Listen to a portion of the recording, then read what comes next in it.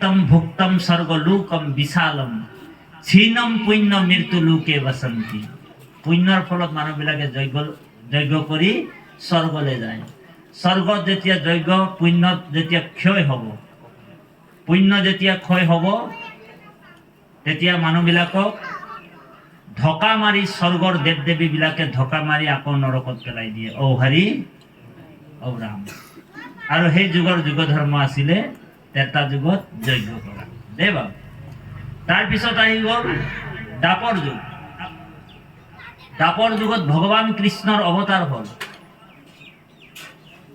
কিন্তু সেই যুগৰ যুগ ধৰ্মটো বেলেগ আছিলে। যদিও ভগৱান কৃষ্ণ অৱতাৰ হ'ল, কিন্তু সেই যুগৰ যুগ ধৰ্ম আছিলে পূজা কৰা।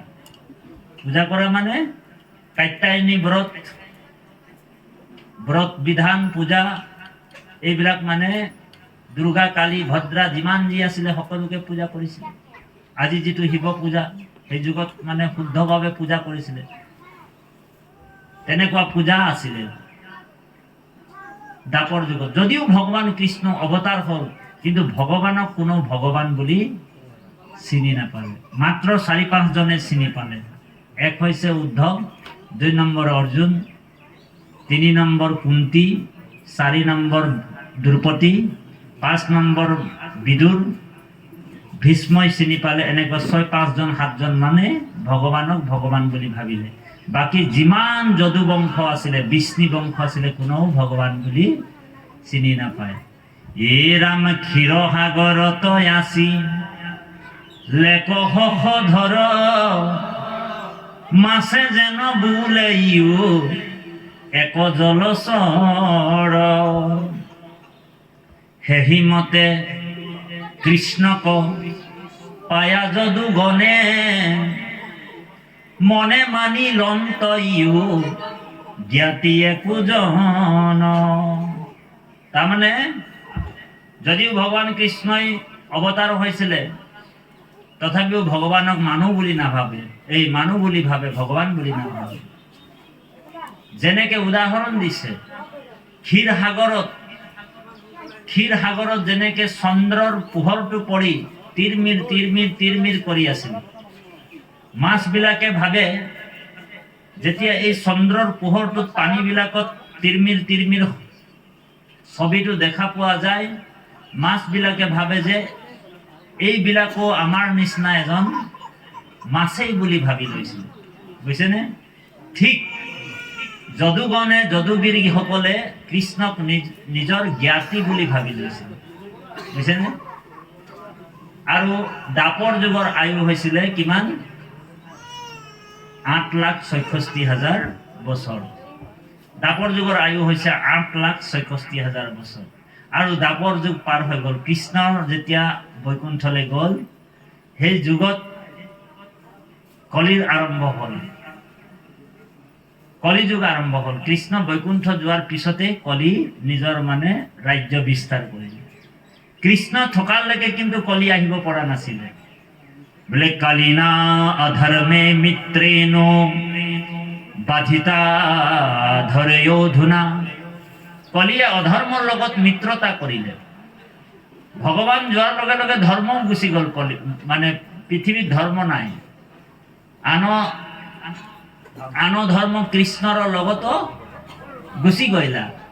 একস্থানে শুয়া হৰি নাম মাজে ৰৈলা।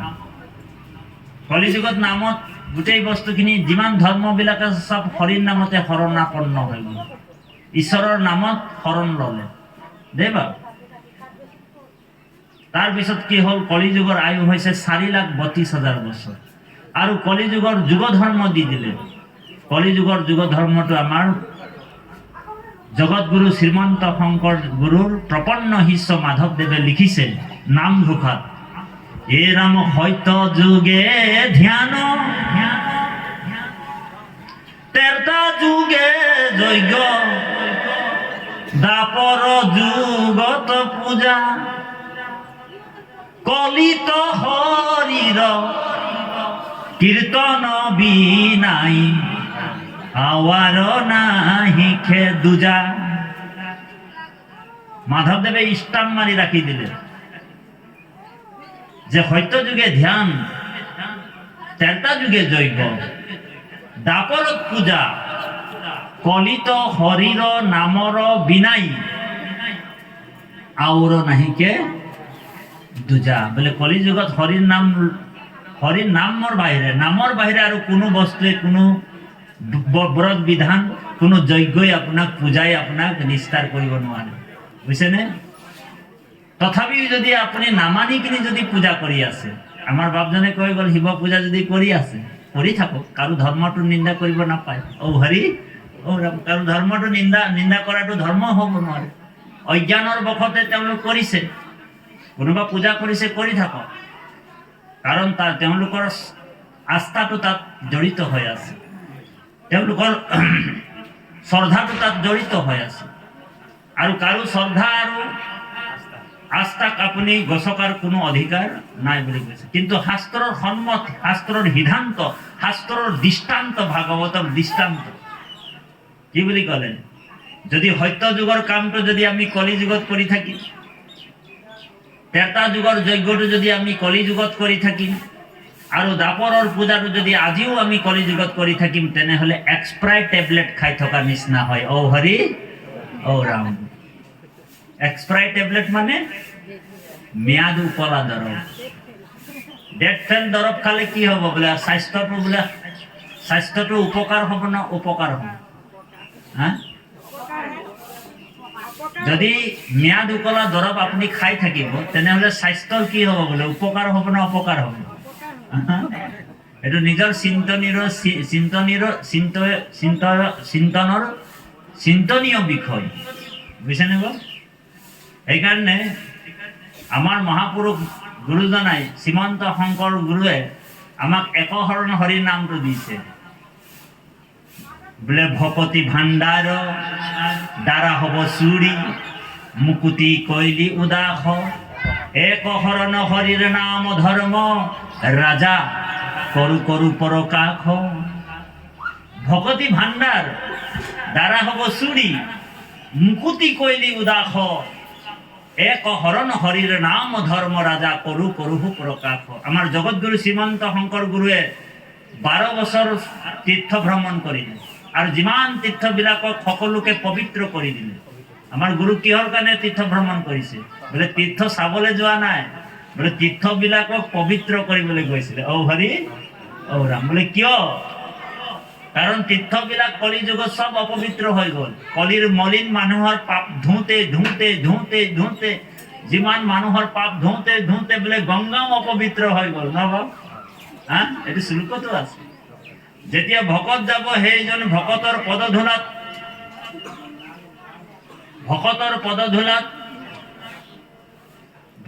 পদধূলা পৰি সেই তীৰ্থবিলাক পবিত্ৰ হ'ব। আমাৰ গুৰুজনাই তীৰ্থ ভ্ৰমণ কৰিলে আৰু গোটেই জগত পবিত্ৰ কৰি দিলে। আৰু গুৰুজনাই চালে যে যিমান বিলাক তীৰ্থ আছে, আপুনি জগন্নাথ পুৰী যাওক, পৰশুৰাম কুণ্ড যাওক, আপুনি য'তেই যাওক, তীৰ্থবিলাকত যেতিয়া যাব আপোনালোক, সব তীৰ্থতে বোলে বিজনেছ চলি আছে। হৰি ৰাম। বোলে এটা আপোনাক ৰঙা ফুট লগাই দিব, আৰু হাতত বোলে ৰছী এটা বান্ধি দিব। আপুনি বোলে 100 টকা নিদিলে আপোনাৰ হাতটোৱে এৰি নিদিব। হৰি ৰাম, হয়নে? বোলে ৰঙা ফুট লগাই দিলে আৰু হাতত ৰছী এটা বান্ধি দিব, আৰু যদি বোলে কেনেবাকে যদি 100 ৰুপিজ এটা নিদিয়ে আপুনি, তেনেহ'লে আপোনাৰ হাতটো এৰি নিদিব। সেইকাৰণে গুৰুজনাই আমাৰ ভাগৱতত কীৰ্তনত কৈছে, আনো যত হবে ধান্দা, হৰিৰ নাম গলে বান্ধা। আমি হৰিৰ নাম গলে বান্ধিবলৈ কৈছে। সেইকাৰণে আমাৰ গুৰুজনাই ভকতি ভাণ্ডাৰ মানে ভঁৰাল, দ্বাৰা হ'ব চুৰি, দ্বাৰা মানে দুৱাৰ, সকলোৰ কাৰণে মুকলি কৰি দিলে। জাতি বৰ্ণ ধৰ্ম নিৰ্বিশেষে, নগাৰ নৰোত্তম, গাৰুৰ গোবিন্দ, মিৰিৰ পৰমানন্দ, এনেকুৱা 3600 জাতি একত্ৰিত কৰিছে। ধেমালি কথা নেকি? আৰু ঐক্যবাদ, সাম্যবাদ আৰু ভক্তিবাদ একেলগে কৰি মাধৱ পুৰুষে লিখিছে, এ নুহু জানাই আমি চাৰি জাতি, সকলোৱে কওক। অ নুহু জানাই আমি চাৰি জাতি, এ চাৰিও আশ্ৰমী, এ নুহু আতি, এ নুহু ধৰ্মশীল, দান ব্ৰত তীৰ্থ গামী। কোন হয় আমি? বোলে কিন্তু পূৰ্ণানন্দ সমুদ্ৰৰ এ গোপী ভত্তা পদ কমলৰ, দাসৰু দাস তান দাস ভৈলো আমি, ৰাম দাসৰু দাস তান দাস ভৈলো আমি। হয়নে? নুহু জানা আমি চাৰি জাতি, ক্ষত্ৰিয় বৈশ্য ব্ৰাহ্মণ শূদ্ৰ আৰু বৈশ্য, এই চাৰি জাতিত আমি নপৰিলো। না বোলে বনপন্থী, গাৰ্হস্থ, না বোলে চাৰি আশ্ৰমী, আপোনাৰ সন্যাসো নহয়। এইবিলাক ধৰ্ম আচৰণ কৰিবলৈ আমাৰ বোলে কেপাচিটি নাই, কাৰণ কলিযুগত কোনো সন্যাস হ'বও নোৱাৰে। সন্যাসৰ বোলে সন্যাস ল'বও নোৱাৰে কোনো। আপুনি যেনিবা সন্যাস লৈ কিনি মানে বনলৈ গুচি গ'ল, ঘৰ মাটি বেৰি এৰি তীৰ্থত গুচি গ'ল সন্যাস লৈ কিনি, আৰু তাত গৈ যদি ঘৰৰ চিন্তা কৰি আছে, তেনেহ'লে সন্যাস কি লোৱা হ'ল? অ হৰি অ ৰাম, কলিযুগত সন্যাস ল'ব নোৱাৰে, কাৰণ কলিযুগৰ মানুহৰ মনবিলাক সকলোৰে মলিন, বুজিছেনে বাৰু? একো ধৰ্ম কৰ্ম পাৰ কৰিবলৈ পাৰ পাব নোৱাৰে। সেইকাৰণে গুৰুজনাই আমাক কৈছে যে আমি চাৰি জাতি চাৰি ধৰ্মশীল ব্যক্তি নহয়। কোন হয় বোলে? কিন্তু পূৰ্ণানন্দ সমুদ্ৰৰ গোপী ভত্তা, মানে স্বামী, গোপীসকলৰ স্বামী, যি গোপীসকলৰ স্বামী, তানো দাসৰু দাস ভৈলো আমি বুলি কৈছে। হয়নে? আমি দাসৰু দাস, আমি সেৱক সেৱক। আৰু কৃষ্ণৰ যিসকল দাস হৈ যায়, তেওঁলোকৰ যদি আপুনি তেওঁলোকৰো ভকতি কৰিছে, বোলে আপুনি আৰু বেলেগকে ভগৱানক ভক্তি নকৰিলেও হয়। আপুনি যদি ভকতৰ ভকতি কৰি আছে আৰু বেলেগকে বোলে আপোনাৰ ভক্তি কৰিবলৈ দৰকাৰ নাই, তাতে আপোনাৰ সিদ্ধি হৈ যাব বুলি কৈছে। সেইকাৰণে ভকতে সংবন্ধটো নিজৰ পৰিয়ালৰ লগত বেছি টাৰ্মছ নাৰাখে। যিসকল ভগৱানৰ ভকত, সেইসকলৰ ঘৰতে অহা যোৱাৰ বেছি কৰে আৰু তেওঁলোকৰ লগতে সংবন্ধটো ৰাখি থয়। কাৰণ বেলেগ সংবন্ধই আপোনাক বোলে মিতিৰ কুটুম বিচাৰি যাব, বোলে মিতিৰ কুটুমবিলাক তেতিয়ালৈকে আপোনাক ভাল পাই থাকিব যেতিয়ালৈকে আপোনাৰ ওচৰত ঔ হৰি ঔ ৰাম থাকিব, বুজিলে নে? আৰু যেতিয়া আপোনাৰ বোলে বিপদ পৰি গ'ল, বোলে মিতিৰ কুটুম ঔ হৰি ঔ ৰাম পলাই দিয়ে, হয়নে বাৰু? গতিকে সেইকাৰণে ভকতে অকল ভগৱানৰ যিসকল ভকত থাকে সেইসকলৰ লগতে মিত্ৰতা কৰে। বহুত ৰহস্য কথা এইবিলাক। এতিয়া আমি কপিল মহাপ্ৰভুৰ ওচৰত আহি গ'লো। কপিল মুনিয়ে কৈছে দেৱহতী মাক, হে মা, তুমি সদায় জীয়া মানুহৰ নিচিনা থাকিবলৈ চেষ্টা কৰিবা। কি বুলি ক'লে? জীয়া মানুহৰ নিচিনা থাকিবলৈ যত্ন কৰিবা, কপিল মহাপ্ৰভুৱে কৈছে। তো দেৱহতী মায়ে কৈছে, কপিল পুত্ৰক কৈছে, পুত্ৰ মানে ঈশ্বৰ ভগৱান, কপিল মহাপ্ৰভু ঈশ্বৰ হয়। দেৱহতী মায়ে কৈছে বোলে মই দেখোন বোলে জীয়া মানুহৰ নিচিনাই আছো, তুমি মোক বোলে ক'ত মৰা মানুহ দেখিলা? তেতিয়া কপিল মহাপ্ৰভুৱে কৈছে, নহয় মা, এই পৃথিৱীত বোলে জীয়া মানুহতকৈ বোলে মৰা মানুহৰ সংখ্যাটো বেছি আছে।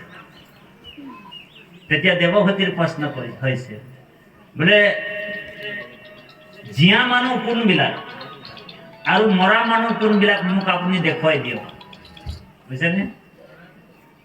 মৰা মানুহ কোনবিলাক আৰু জীয়া মানুহ কোনবিলাক তুমি দেখুৱাই দিয়া বুলি কৈছে। তেতিয়া কপিল মহাপ্ৰভুৱে কৈছে, এই ৰাম সাধু সংগে কৃষ্ণ কথা নুশুনে যিটো নৰে, জীৱন্ততে মৰা ইটো জানিবা সাধু সংগে কৃষ্ণ কথা নুশুনে যিটো নৰ, জীৱন্ততে মৰা ইটো জানিবা যি নেকি ভগৱানৰ কথা নুশুনে ভকতৰ সংগত বহি আজিৰ দৰে আপোনালোক